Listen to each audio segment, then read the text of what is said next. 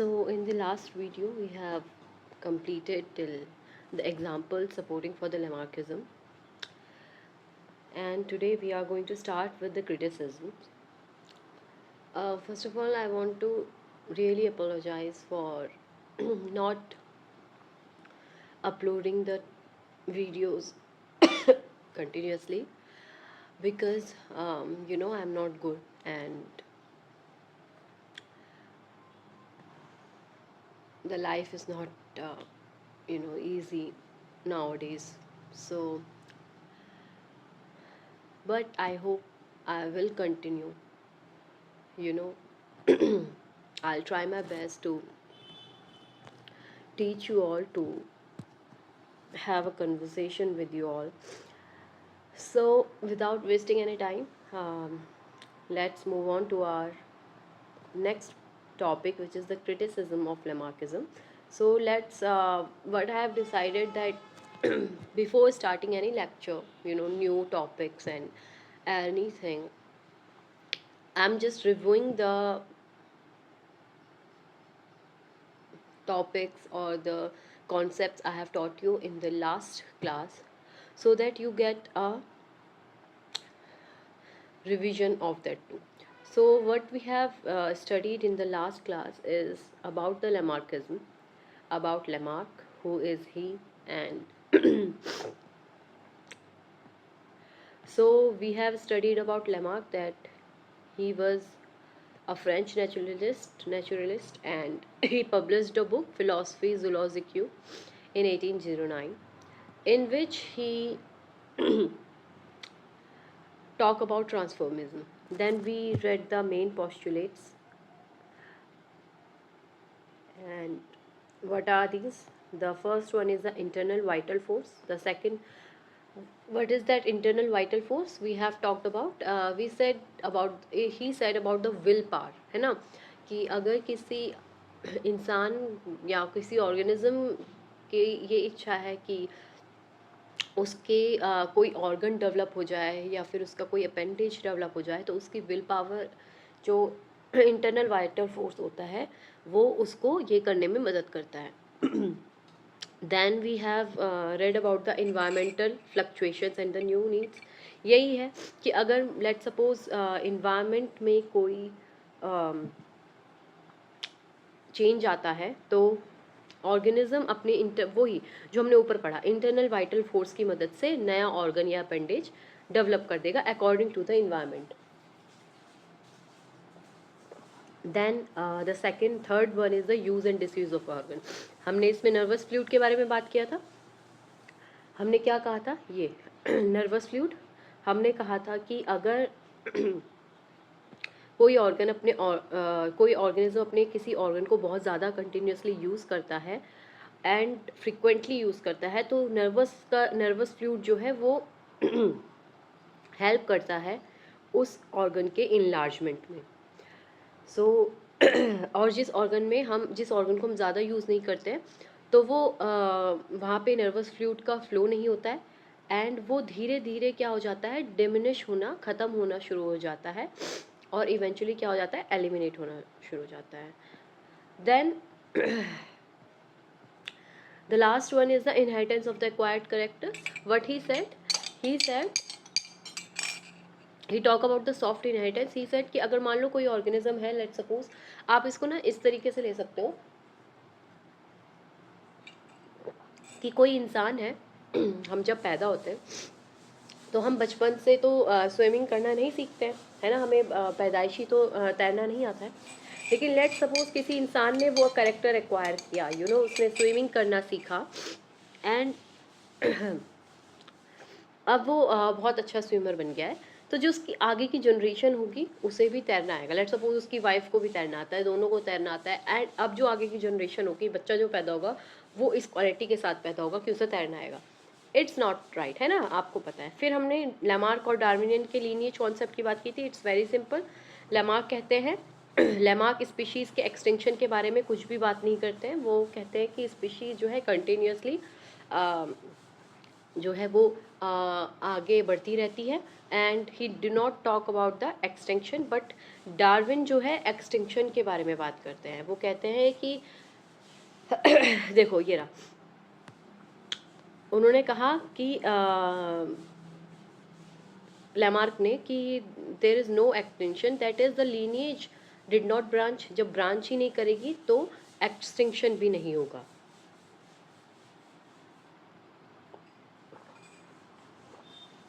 Okay, now अब हमने Lamarck के जो एग्जाम्पल्स थे, वो एग्जाम्पल्स जो लैमार्क की थ्योरी को सपोर्ट करते थे, उनके बारे में देखा। जिराफ के बारे में पढ़ा कि उन्होंने अपनी गर्दन उचकाई और उचकाई for the need, for in the search of the food, है ना, क्योंकि ट्रीज लंबे थे।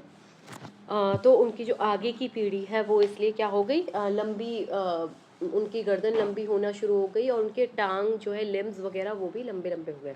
सेकंड, हमने एक्वेटिक बर्ड्स के बारे में पढ़ा था कि पहले वो टेरेस्ट्रियल ही थी, है ना, उनके एंसेस्टर टेरेस्ट्रियल थे।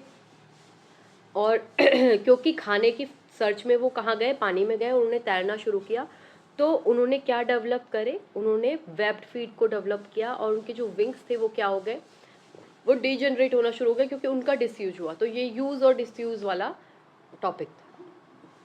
फिर आते हैं, देखो, first of all I want to clear that मैं ये जो CSIR नेट की वीडियोस बना रही हूँ ना, I am not making these videos for the students who are going to give their examination in the December phase, है ना, अभी दिसंबर वाले फेज़ में। बिकॉज अब इतनी जल्दी सिलेबस कंप्लीट मैं नहीं कर पाऊँगी, क्योंकि मेरा खुद नहीं अपना कर पाऊँगी तो किसी और का क्या कराऊँगी। तो just keep this thing in your mind कि मैं ये जून वाले एग्जाम के लिए कर रही हूँ। हाँ, हो सकता है कोई बच्चा अगर दिसंबर वाले फेज़ के लिए प्रिपेयर कर रहा हो, उसे कोई टॉपिक समझ रहा हो, तो ऑफकोर्स ही और she can go through these videos, but मैं सिलेबस तब तक कंप्लीट नहीं करा पाऊँगी। एटलीस्ट मुझे फ़ेब या मार्च चाहिए, इतना टाइम पीरियड तो चाहिए कि मैं वीडियोस कंप्लीट करा पाऊँ, ठीक है। आई एम सॉरी। सो लेट्स, हाँ, तो अभी हम फ्लैट फिश पे थे, ठीक है। फ्लैट फिश के बारे में अगर हम बात करें तो ये क्या है, हमने पढ़ा था कि सबसे निचली सतह पे, जहाँ पे डीप सी वाले एरिया में जो है ये रहती हैं, और इनकी जो दोनों आँखें हैं वो ऊपर की तरफ आती हैं, क्योंकि नीचे की तरफ एक आँख का होना कोई तो उसका कोई सेंस नहीं बनता है। तो ही सेड कि उनकी जो एक तरफ की जो आइज थी वो ऊपर की तरफ शिफ्ट हो गई थी, ठीक है। देन हमने वेडिंग बर्ड्स यानी जकाना के बारे में बात की, है ना। पानी में search of food, for searching the food, वो खड़े रहते हैं। तो उन्होंने क्या करा कि ताकि वो डूब ना जाए पानी की सतह से, उनकी बॉडी जो है वो बहुत ऊपर रहे, तो उन्होंने लंबे फीट, लॉन्ग फीट डेवलप करे, ठीक है, लॉन्ग लेग्स डेवलप करे, ठीक। अब हम बात करते हैं, क्रिटिसिज्म के बारे में।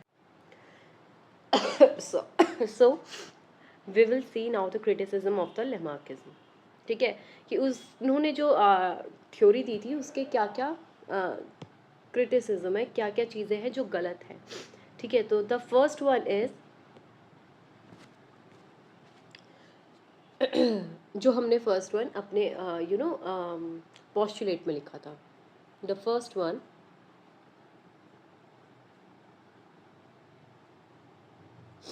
Is I am sorry, lack of the vital force.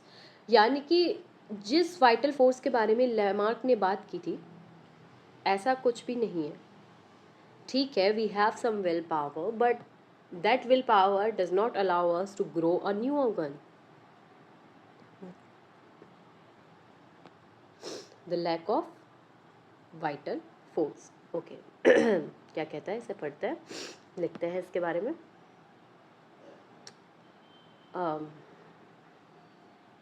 या तो इसका आंसर लिखते हैं, ठीक है। सो हमने क्या कहा, नो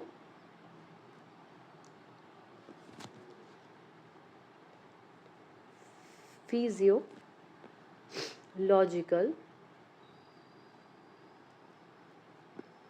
कोई एविडेंस नहीं मिला ना ऐसा जिससे पता चले कि हाँ ऐसी कोई विल पावर है जो कि नया कोई ऑर्गन डेवलप कर दे। No physiological evidence of the of vital force in organisms, force in organisms which can grow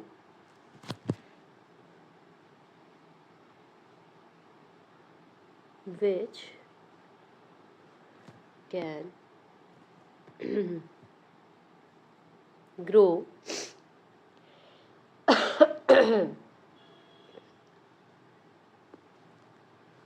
or increase their body parts, है ना, या तो किसी बॉडी पार्ट को ग्रो करा दे या फिर उसे इंक्रीज कर दे, ऐसा कोई भी वाइटल फोर्स नहीं मिला है, ठीक है। The second one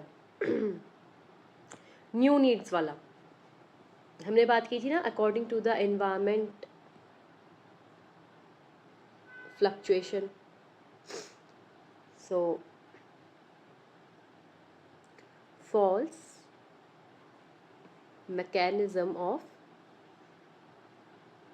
mechanism for new needs.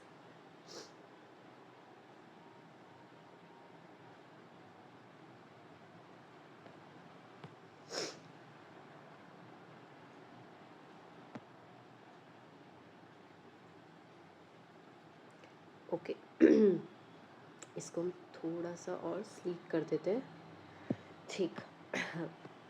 क्या कहा कि जो हमारा इन्वायरमेंट है ना, और जो हमारे बॉडी पार्ट्स है या हमारी जो हमारा जो सिस्टम है, वो दोनों एक दूसरे के अलाइनमेंट पे काम नहीं करते। यानी इन द सेंस हम कह सकते हैं कि जो हमारे सिस्टम है वो इन्वायरमेंट के अकॉर्डिंग वर्क नहीं करता है। यानी कि ऐसा नहीं है कि अभी इन्वायरमेंट चेंज हुआ तो उसने कोई नया बॉडी पार्ट डेवलप कर दिया, अभी इन्वायरमेंट में कोई और चेंज आया तो उसने फिर कोई और नया डेवलप बॉडी पार्ट कर दिया, नया बॉडी पार्ट डेवलप कर दिया। सो आई एम सॉरी। सो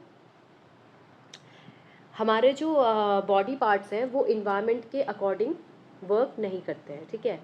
सो ये चीज़ इसको हम लिखते हैं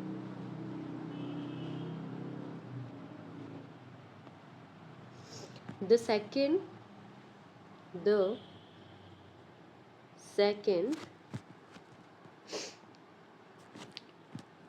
प्रिंसिपल, अब ये ज़्यादा ही स्लीक हो चुका है,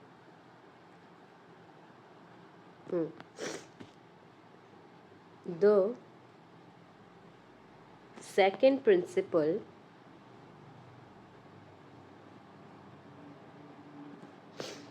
that new organs result from, यानी जैसी नीड होगी उसके अकॉर्डिंग नया ऑर्गन आ जाएगा, result from new need is wrong, ठीक है, समझ में आ गया।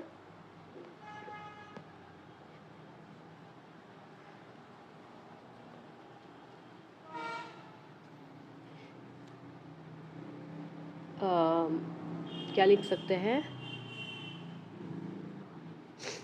वी कैन राइट है, चलो इसे इतना ही छोड़ देते हैं, ज़्यादा बल्कि नोट्स को हमने नहीं बनाना है, ठीक है।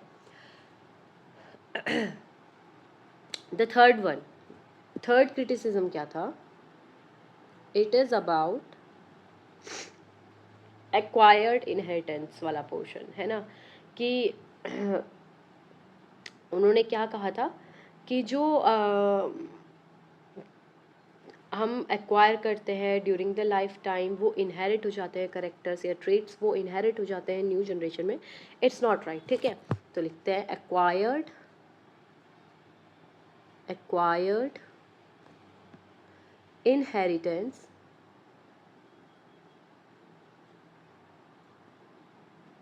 Acquired inheritance invalidated.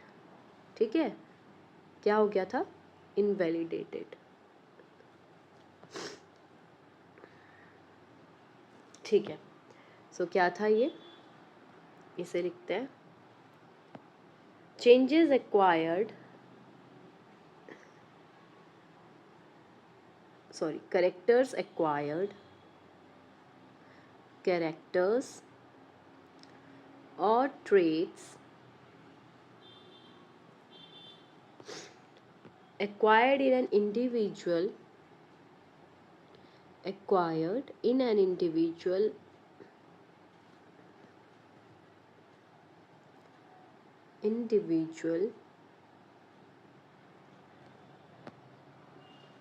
individual's lifetime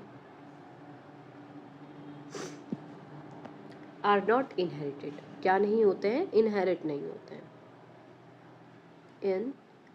inherited. ठीक है, they are not get inherited. ठीक है,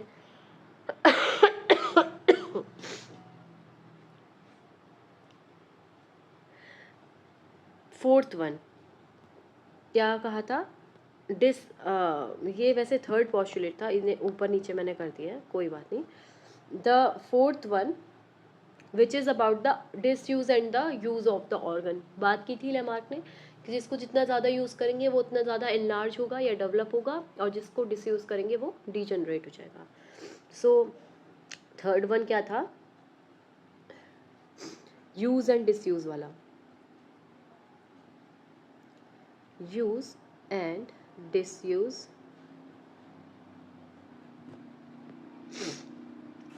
यूज़ एंड डिसयूज़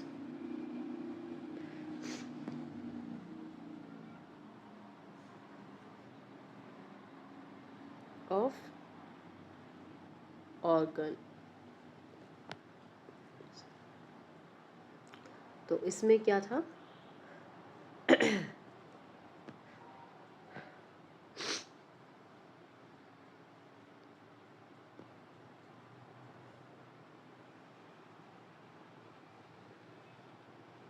अब सुनो, इसमें क्यों मैंने इसे लास्ट में लिखवाया, देखो इसमें ये था कि ये जो प्रिंसिपल है जो लेमार्क ने दिया था कि organ will develop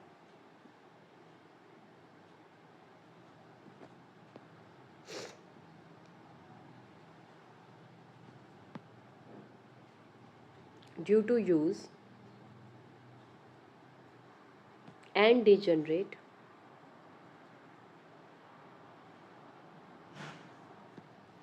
due to disuse।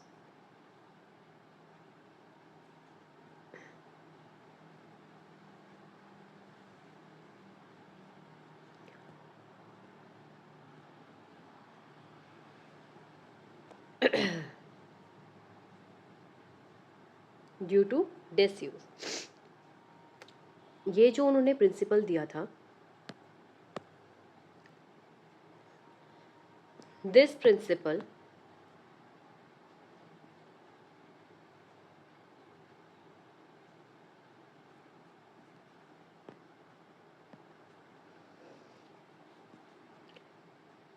may be correct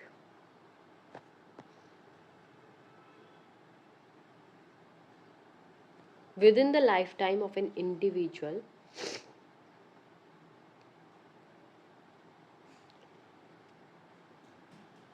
within the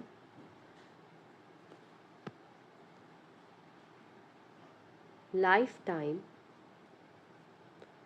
of an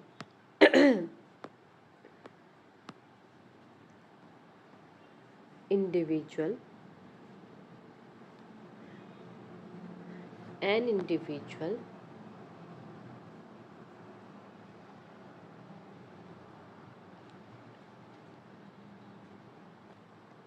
यहाँ पे ऐसे लिखो, the principle may be correct time of an individual is concerned. नहीं, इसे ऐसे मत लिखो, इतना ही रहता है, ठीक है।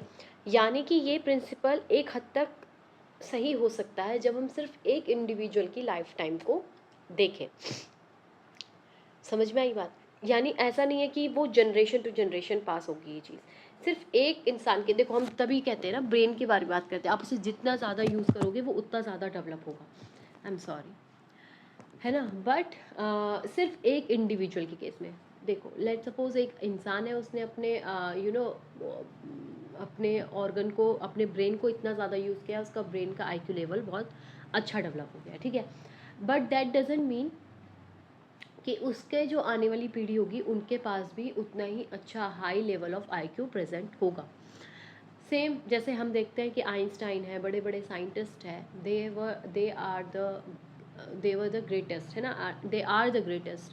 बट इट डजेंट मीन कि उनके बच्चे भी बहुत बड़े बड़े साइंटिस्ट बने, है ना, ऐसा तो ज़रूरी नहीं है, वरना सभी बच्चे आइंस्टाइन के तो सारे बच्चे आइंस्टाइन हो जाते के जैसे हो जाते, लेकिन ऐसा नहीं है, ठीक है। वो सिर्फ एक इंडिविजुअल की जब तक बात हो रही है उसके लाइफ टाइम के लिए ये एक पर्टिकुलर ऐसा प्रिंसिपल है जो हाँ कई हद तक ठीक भी हो सकता है, ठीक है। अब सुनो, there are some examples which are against the Lamarck, ठीक है, examples which are against the Lamarck. The first one is the Weismann germ plasm theory, जो मैंने बताया था, ठीक है। तो पहले हम हेडिंग डाल लेते हैं, एग्जाम्पल्स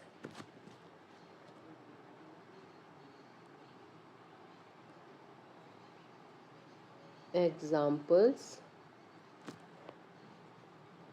अगेंस्ट, किसके अगेंस्ट है? Lamarckism, Lamarckism.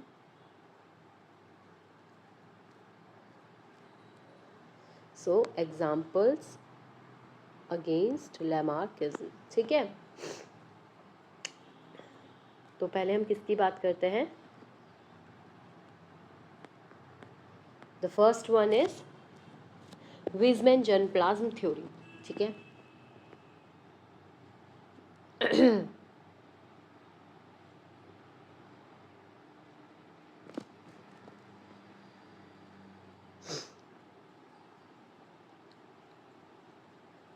वीजमैन्स germ plasm theory, germ plasm theory, ठीक है। तो हम इसके बारे में बात करते हैं।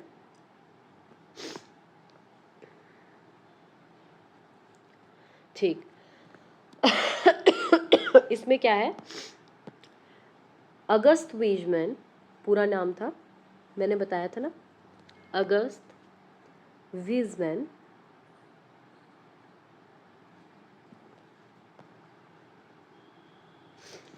disproved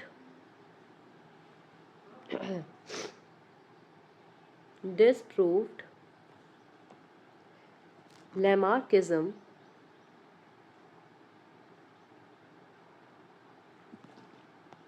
by cutting off, बताया था कि चूहे की पूंछ उन्होंने काटी थी, cutting off the tales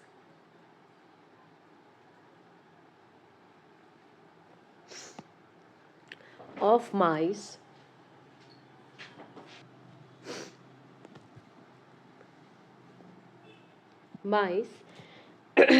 for कितनी जनरेशन्स तक? हाँ, ये 22 जनरेशन्स था, बट मैंने 21 बोल दिया था गलती से। 22 कॉन्जिक्यूटिव जनरेशन्स, ठीक है, कॉन्जिक्यूटिव जनरेशन्स, यानी जैसे एक जनरेशन थी, मम्मी पापा उनकी पूंछ काटी, फिर उसके बाद बच्चा पैदा हुआ, उसकी पूंछ काटी, फिर उसके बाद ऐसे ऐसे करके 22 जनरेशन तक उन्होंने लगातार वो पूंछ काटते गए, ठीक है। But what he found every time that all of spring जितने भी बच्चे हो रहे थे या ऑफस्प्रिंग जो हो रहे थे, they were born with what? Full length tails.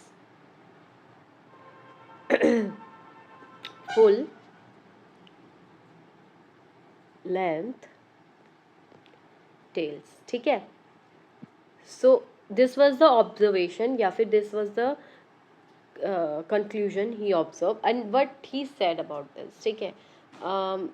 इसके बारे में समझते हैं ऐसा क्यों है. तो इसको हम लिखते हैं इस पेन से. ठीक है.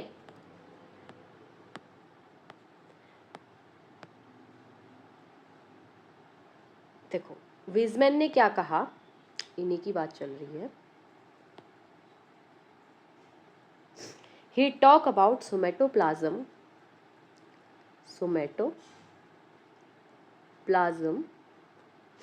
versus germplasm.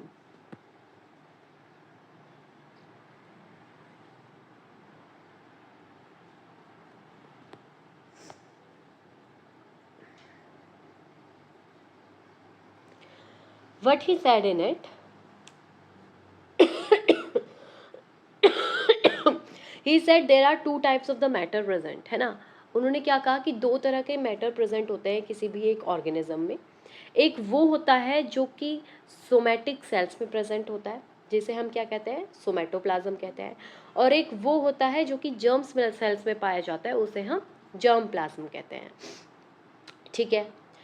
He said that जो भी अल्ट्रेशन हम सोमैटोप्लाज्म में करते हैं, यानी कि अगर कोई अल्ट्रेशन या कोई चेंज हम सोमैटोप्लाज्म में करते हैं, that change will not be get inherited. He said कि वो चेंज क्या होगा, इनहेरिट नहीं होगा. और वो चेंज सिर्फ जो कि जर्म प्लाज्म में, जिन्हें हम रिप्रोडक्टिव सेल्स भी कह सकते हैं, उनमें जब हम कोई चेंज करते हैं तो that changes will get pass on to the what, आपके ऑफस्प्रिंग में. ठीक है. तो हम इस चीज़ को लिखते हैं, आप समझ गए होंगे. देखो पहले मैं बता देती हूँ कि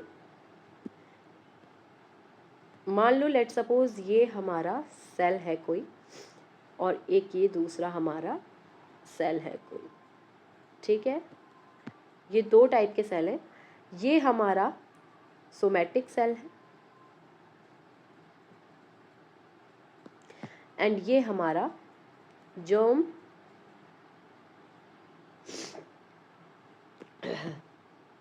सॉरी सेल है. ठीक है. हमने कहा कि इसके अंदर पाए जाने वाले पदार्थ को या मैटर को हमने क्या नाम दिया, हमने इसे बोला सोमैटोप्लाज्म.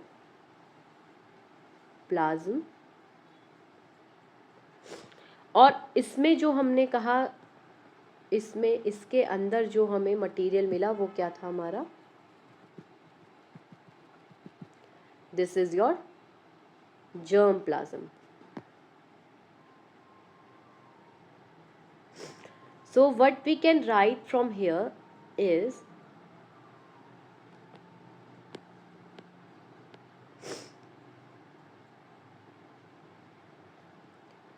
changes made or done in it, यानी कि इसमें सोमैटोप्लाज्म में, will not get pass on to the offspring. है ना. जो भी चेंजेस इसमें होंगे वो क्या नहीं होंगे, पास ऑन नहीं होंगे to the offspring. But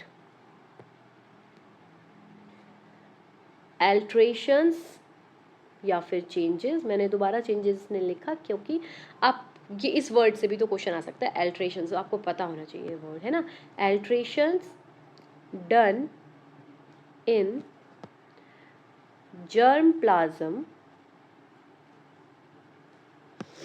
will get inherited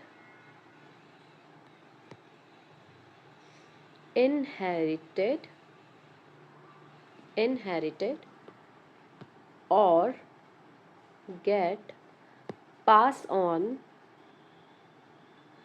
to the offspring. ठीक है, कहाँ पास हो जाएंगी? ऑफ स्प्रिंग में। देखो इसका एक बहुत अच्छा और बेहतरीन एग्जाम्पल है हमारे इंडियन कल्चर का, या फिर और भी जगह करते हैं ये चीज़, ऐसा नहीं है कि सिर्फ इस इंडियन कल्चर में एक ऐसा ही किया जाता है सिर्फ। कोई अलग सा कलर लेते हैं।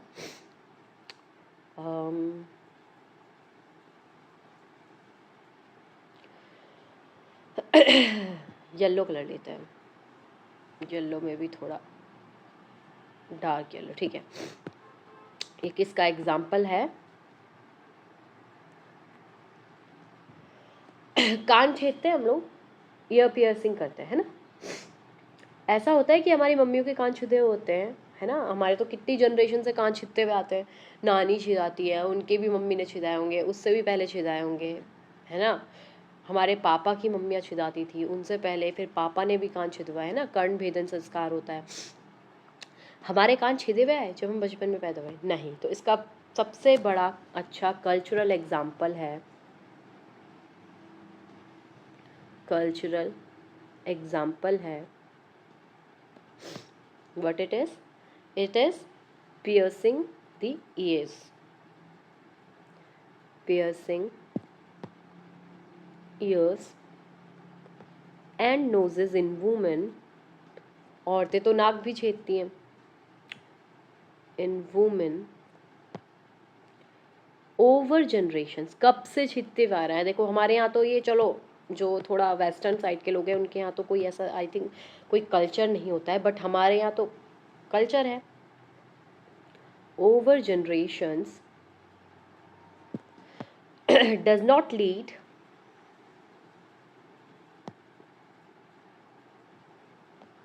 what to babies or the offspring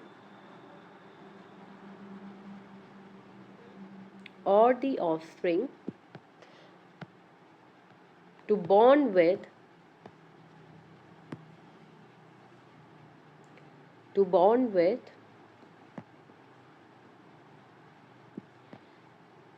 pre-pierced, यानी पहले से ही छिदे हुए कान, है ना, फीचर्स। ऐसा नहीं होता है ना कि वाह बच्चा पैदा हुआ और उसके नाक और कान छिदे हुए हैं, छिदवाने की ज़रूरत ही नहीं पड़ेगी, ऐसा नहीं होता है। ठीक है, so it's a very good example.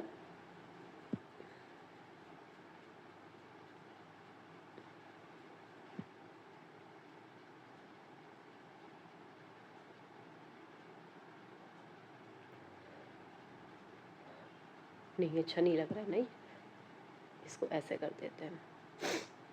ठीक है, it's a very good example of somatoplasm, plasmic changes और जर्म प्लाज्मिक चेंजेस, है ना, जो उनमें चेंजेस होते हैं। ठीक है, नाउ वी विल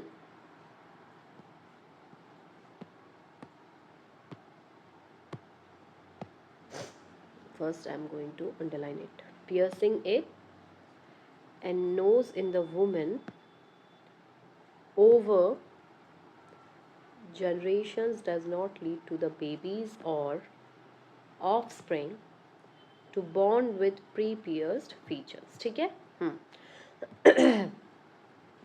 ठीक, हाँ बस यही था इसमें। ठीक है, आपका विजमैन जर्म प्लाज्म की जो थ्योरी थी, एग्जाम्पल जो था इसके अगेंस्ट, एक माइस वाला और एक कान जो हम छेद के आते हैं। ठीक है, अब आता है हमारा next topic which is the नियोलैमार्किज्म।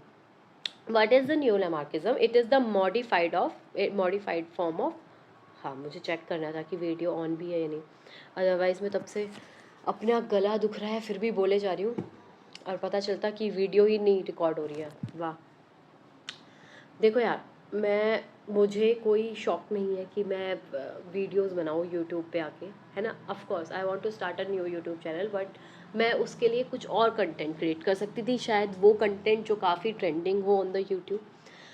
But ये मुझे पता है जो बच्चे मुझे देख रहे हैं, दोज स्टूडेंट्स जिन्हें ज़रूरत है शायद मटेरियल की, है ना, और उनके पास मटेरियल नहीं है। और मैं हर किसी को जाके तो प्रोवाइड मटेरियल करा नहीं सकती घर घर में, क्योंकि आई am not that rich, I am still a student, है ना।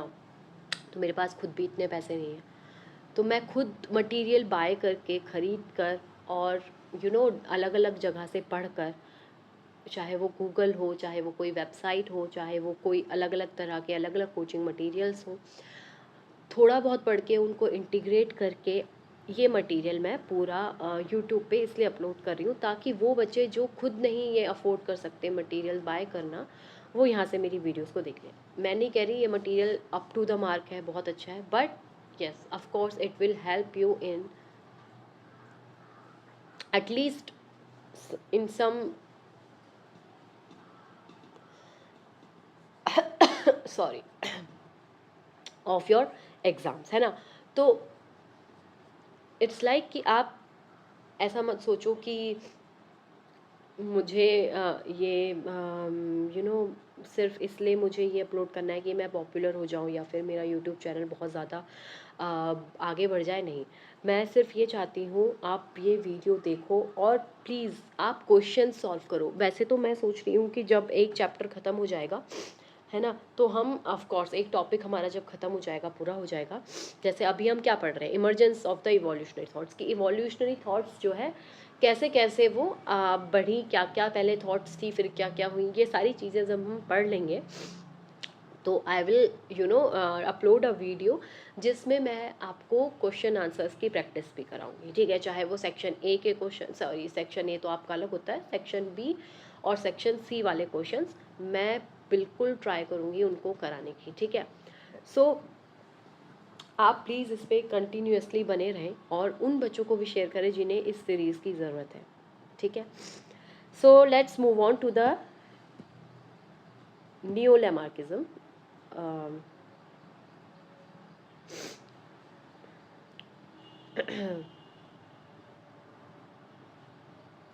Okay, so we will write here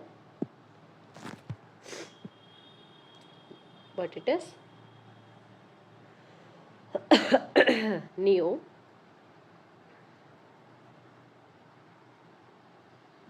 Lamarckism. Okay.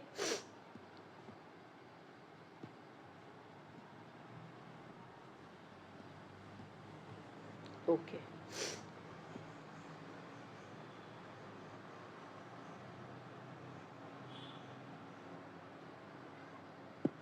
Okay.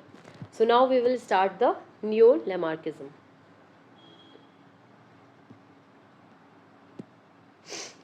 So what it is?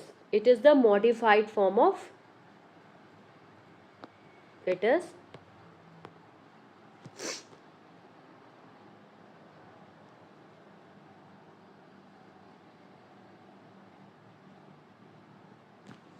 modified form of Lamarckism.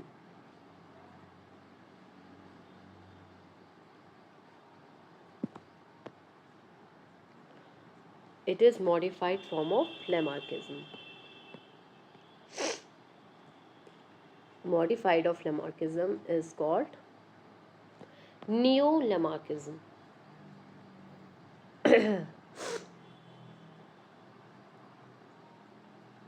सो जो न्यू वर्ड है वो हम किसके लिए यूज़ करते हैं? फॉर एनीथिंग न्यू, है ना, जो नई चीज़ हो उसके लिए हम तो उसके लिए हम ये टर्म यूज़ करते हैं न्यू, है ना। अब नियो लेमार्किज्म के भी कुछ पोस्टुलेट्स हैं, कुछ चीज़ें हैं जिन पे अब हम गौर करेंगे। So what are the postulates, है ना, we will see postulates of Neo-Lamarckism. Postulates of, या तो एक काम करते हैं, इससे लिखते हैं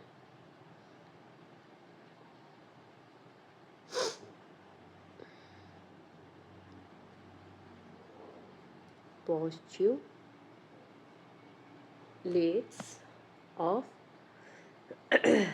Neo-Lamarckism, ठीक है।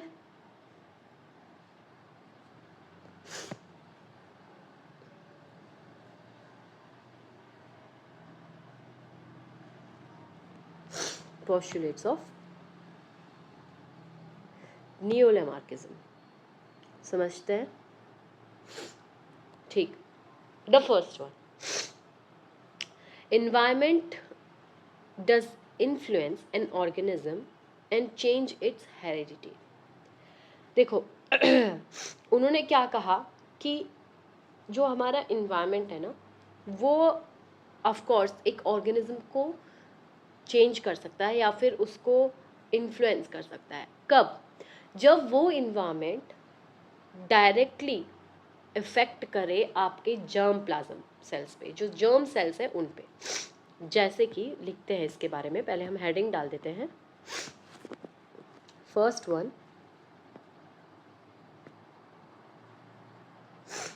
इन्वायरमेंट इन्फ्लुएंस के बारे में बात की उन्होंने. तो इसमें मैं लिखती हूँ, पॉस्टुलेट्स के साथ साथ आप लिख सकते हैं. चलो पहले एक काम करती हूँ, मैं पॉस्टुलेट्स लिखवा देती हूँ. इन्वायरमेंट नहीं यार, मैं ना एक काम करती हूँ, postulates and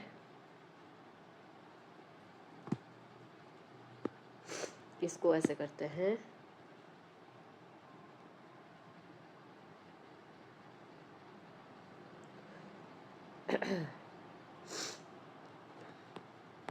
इसे लिखती हूँ, postulates and examples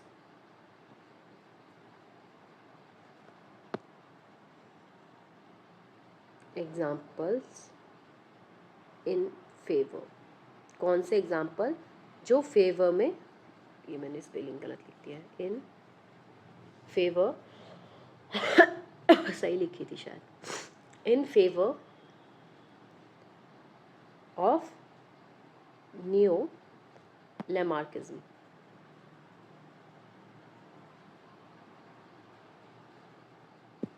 ठीक है, तो मैं पॉस्टुलेट्स और एग्जांपल्स एक साथ ही लिखवा दूँगी, है ना. फिर वो अलग अलग लिखवाऊंगी, पेजेस भी ज़्यादा लगेंगे, और पेजेस तो जैसा हो फिर बहुत ज़्यादा बल्कि हो जाते हैं नोट्स. ठीक है, तो एक साथ ही इसको हम कर लेते हैं. ठीक है, तो सबसे पहले हमने बात की इन्वायरमेंट चेंज की. हमने क्या कहा? Environment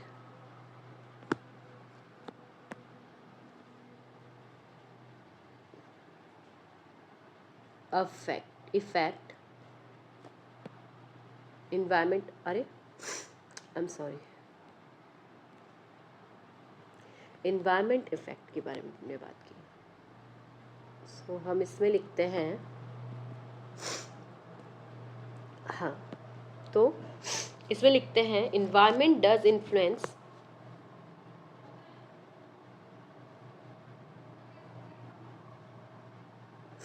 environment does influence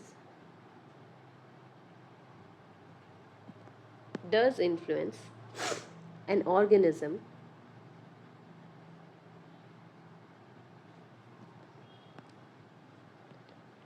and can affect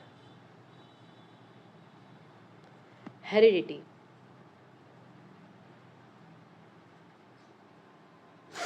कैसे? एग्जाम्पल देखते हैं.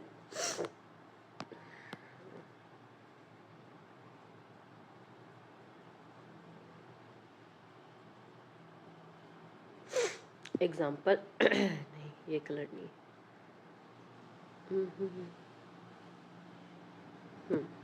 एग्जाम्पल से समझते हैं.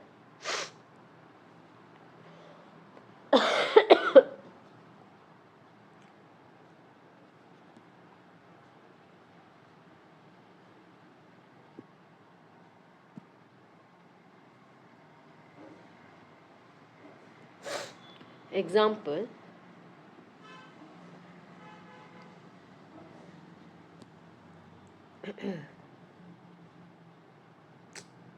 I'm sorry, effect of environment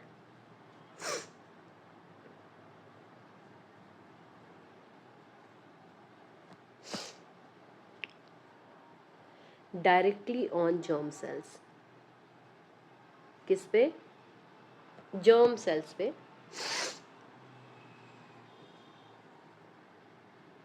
जब इफेक्ट होता है, ठीक है, इन्वायरमेंट, ठीक है, इसको समझते हैं।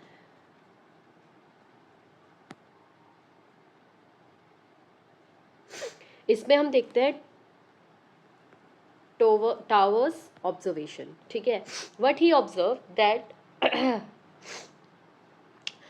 his observation was on the effect of the environment on the germ cells। तो क्या हम इसमें पढ़ते हैं ना, टावर्स का एक्सपेरिमेंट पढ़ते हैं। तो टावर ने क्या करा, उन्होंने जो यंग डेवलपिंग पोटैटो बीटल था या उसका जो लार्वा था ना, बहुत सारे लार्वे लिए और उनको जब उन्होंने हाई टेम्परेचर और हाई ह्यूमिडिटी वाले इन्वायरमेंट में रखा, तो व्हाट ही फाउंड दैट जो बीटल डेवलप हुआ उसके रिप्रोडक्टिव ऑर्गन में, जो पहले बीटल रहा होगा विदाउट मॉडिफिकेशन वाला, यहाँ पे ये जो न्यू बीटल थे इनके रिप्रोडक्टिव ऑर्गन में चेंज आया। रिप्रोडक्टिव ऑर्गन में चेंज आएगा जब इनके ऑफस्प्रिंग होंगे, तो ऑफ कोर्स रिप्रोडक्टिव ऑर्गन में चेंज आएगा या रिप्रोडक्टिव सेल्स में चेंज आएगा, यानी जर्म प्लाज्म चेंज हो रहा है। तो इनके जो न्यू ऑफस्प्रिंग होंगे उनमें भी क्या आपको देखने को मिलेंगे, चेंजेस मिलेंगे। तो this was the experiment done by tower. So let's write it. Okay, so what he said, tower exposed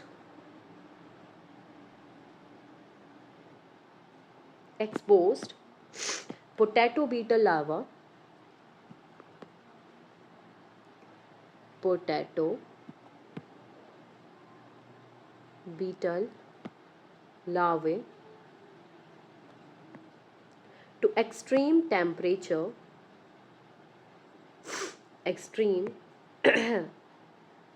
temperature and humidity।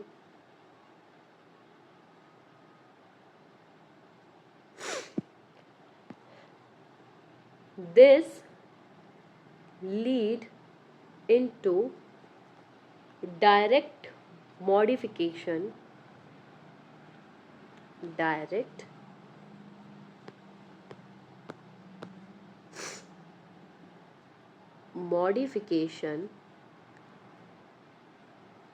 in what in reproductive organs, ठीक है। तो किस में चेंज आ गया, रिप्रोडक्टिव ऑर्गन्स में चेंज आ गया, ठीक है। नेक्स्ट आता है हमारा कुछ जो वेरिएशंस होते हैं, they will definitely get passed on to the offspring, ठीक है। तो हम इसको लिखते हैं यहाँ पे, the second one, certain acquired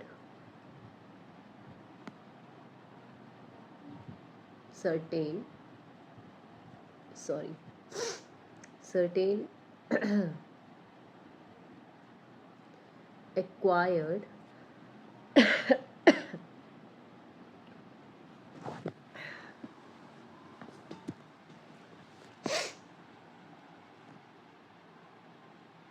variations pass to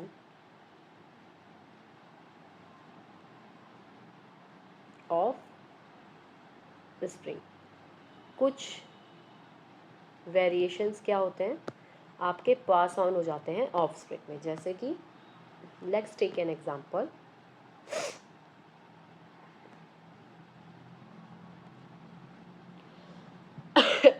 एक second. So what is this point about, कि कौन से करेक्टर्स इनहेरिट होंगे, the changes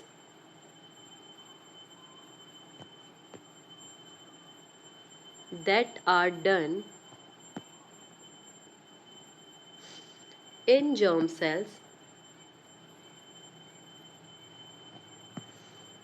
may be due to किस वजह से हो सकता है?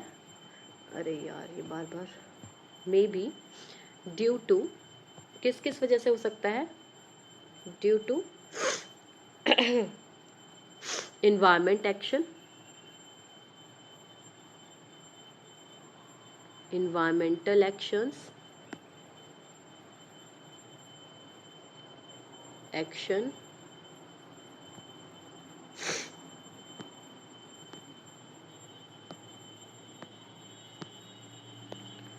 और ड्यू टू, और किसके कारण हो सकता है चेंजेस जर्म प्लाज्म में? Like mutations, due to mutations,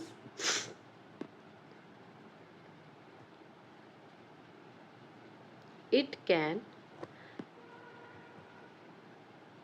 directly get inherited to the offspring। समझ में आया कि जो भी चेंज, चाहे वो इन्वायरमेंट की वजह से हो या म्यूटेशन की वजह से हो, जर्म सेल्स में होंगे, वो क्या हो जाएंगे? They will get inherited to the offspring. ठीक है, this was the second point. The third one we will see is about the internal vital force and the conscious desire वाला। न्यू लैमार्क इसके बारे में, न्यू लैमार्किज्म ऐसा मानता है कि ऐसा नहीं होता है। what he said is, the third point, that internal vital force, internal vital force and conscious desire and conscious desire, conscious desire play no role। ठीक है, तो मुझे इसको कुछ बताने की ऐसी ज़रूरत नहीं है। इसमें ये क्या कह रहा है कि हमारे जो इंटरनल वाइटल फोर्स होता है वो कोई काम नहीं करता है। ठीक है ठीक, उसके बाद नेक्स्ट आता है फोर्थ पॉइंट।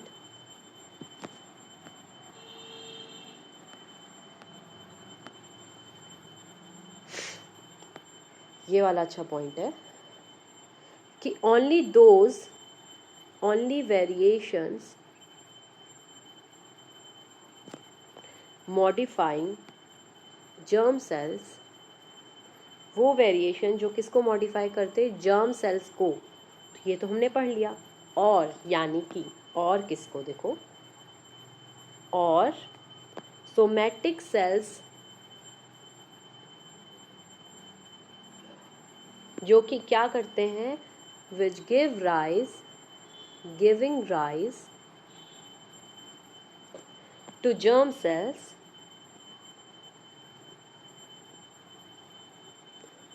Are inherited. ठीक है,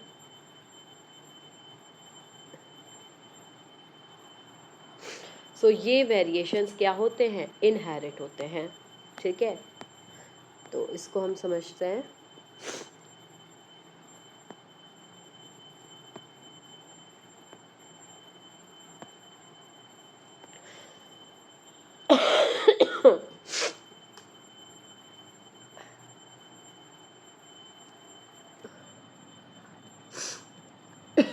तो ठीक है, इसको समझते हैं। व्हाट ही सेड, जैसे हम देखते हैं वेजिटेटिव प्रोपेगेशन। ठीक है, एग्जाम्पल देखते हैं इसका। हम क्या पढ़ते हैं? वेजिटेटिव प्रोपेगेशन पढ़ते हैं।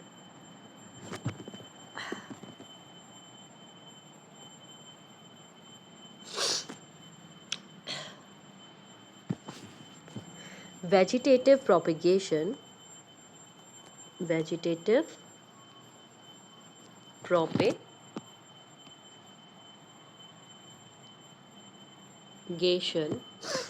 In plants,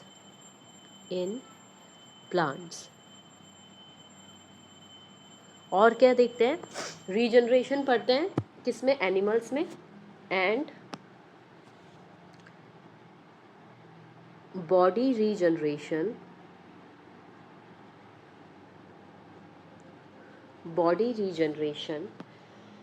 in animals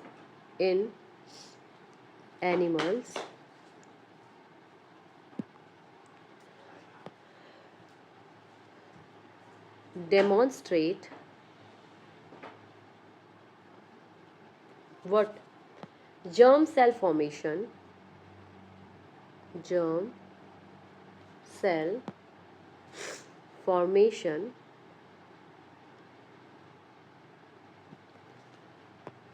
from somatic tissues.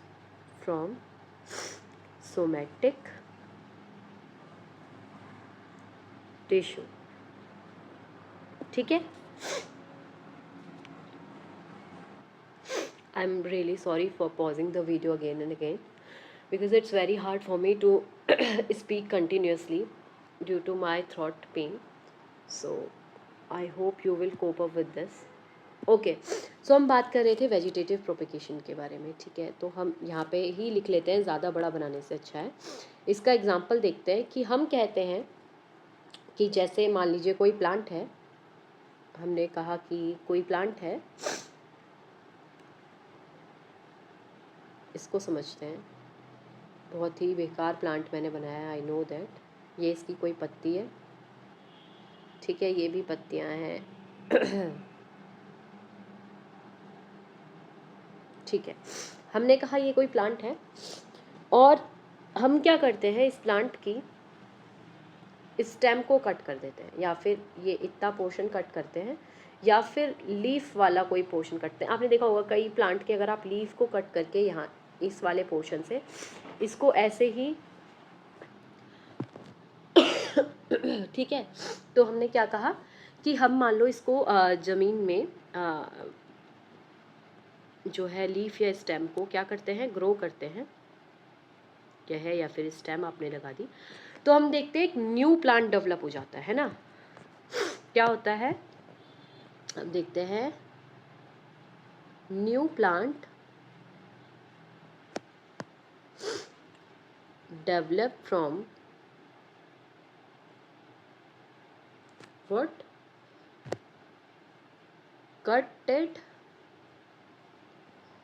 Cut part, या फिर आप लिख सकते हो फ्रॉम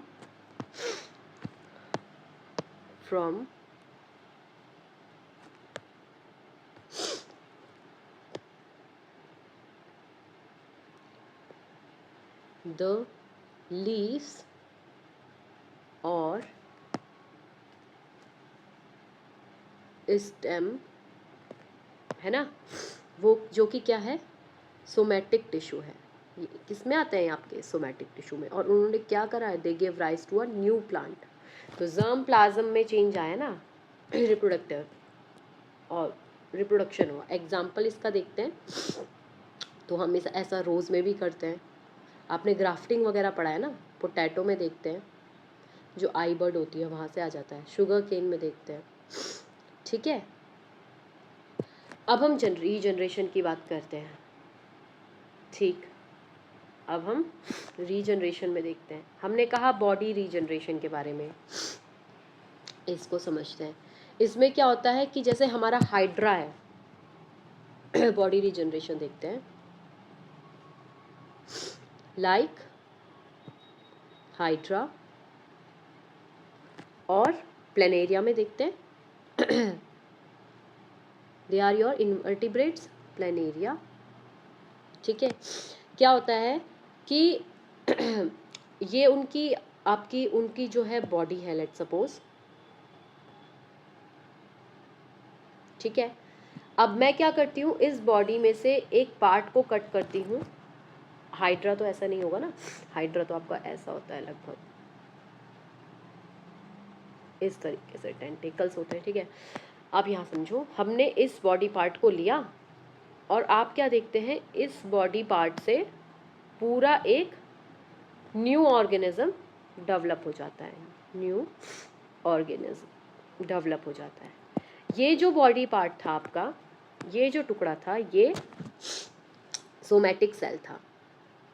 सोमैटिक सेल था या टिश्यू था, और इससे पूरा एक नया ऑर्गेनिज्म डेवलप हो गया. ठीक है, तो ये था हमारा एग्जाम्पल कि जर्म प्लाज्म जो है डेवलप कर जाते हैं फ्रॉम द सोमेटिक सेल्स। तो उनमें जो चेंजेस आएंगे उस सोमेटिक सेल में वो क्या होंगे, पास ऑन हो जाएंगे। ठीक है, द लास्ट वन, नहीं ये फोर्थ वन था ना, हाँ। So these are the examples of the which are in support of the neolamarckism. There are some of the more example. The first one is of a radiation induction या फिर chemical induction. क्या होता है, हम यहाँ पे extra example से डाल देते हैं, some extra examples of, I am really sorry, some extra examples of environmental changes। ठीक है, समझते हैं। The first one is, first one ये आता है इफेक्ट ऑफ रेडिएशन का। ठीक है, इफेक्ट ऑफ रेडिएशन, इसे ऑरबैक ने किया था with some of his coworkers या फिर जो उनके अंडर काम कर रहे थे। ठीक है, उन्होंने क्या किया,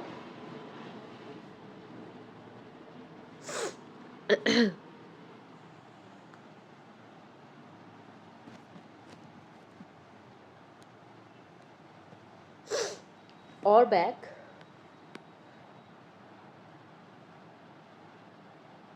एट ऑल, ऑरबैक एट ऑल क्या लिखते हैं, यानी उनके साथ जो और लोग थे, एट ऑल। ठीक है, इंड्यूस्ड क्रोमोसोम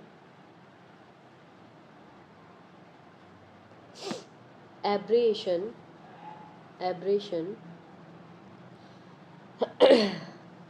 या फिर आप इसे ऐसा लिखो, चलो ऐसे ही लिखो,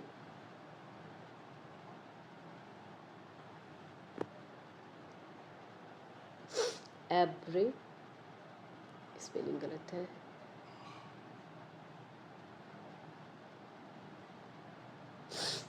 एब्रेशंस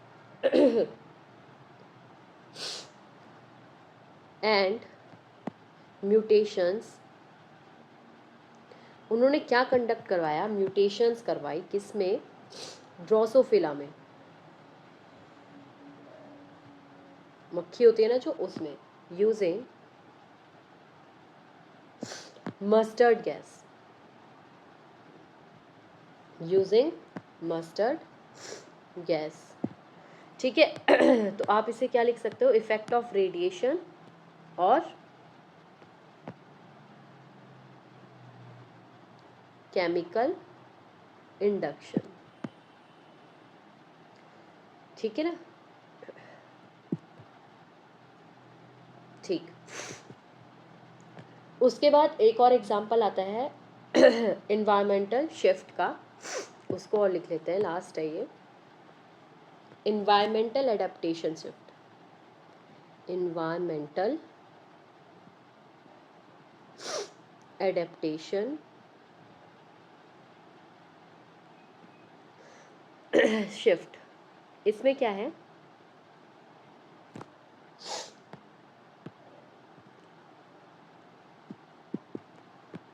मूली होती है रेडिश, वैसे ये एक जो कोल्ड क्लाइमेट्स होते हैं, एक काम करती हूँ, हाँ, जो आपके कोल्ड क्लाइमेट होते हैं, ठंडे इलाके, वहाँ पे ये एक्ट एज अ कौन, मूली, radish act as a 2 year crop, 2 year crop की तरह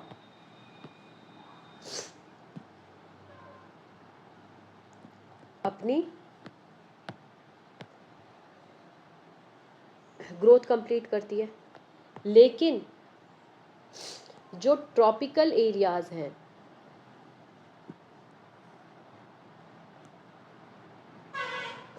वहाँ पे ये इट कंप्लीट्स इट्स ग्रोथ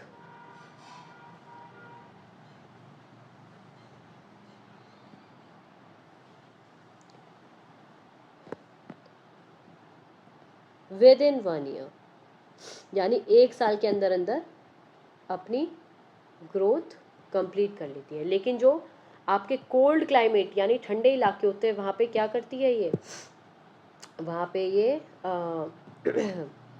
उसकी तरह एक्ट करती है, 2 ईयर क्रॉप की तरह एक्ट करती है। तो ये काफ़ी अच्छा एग्जाम्पल है।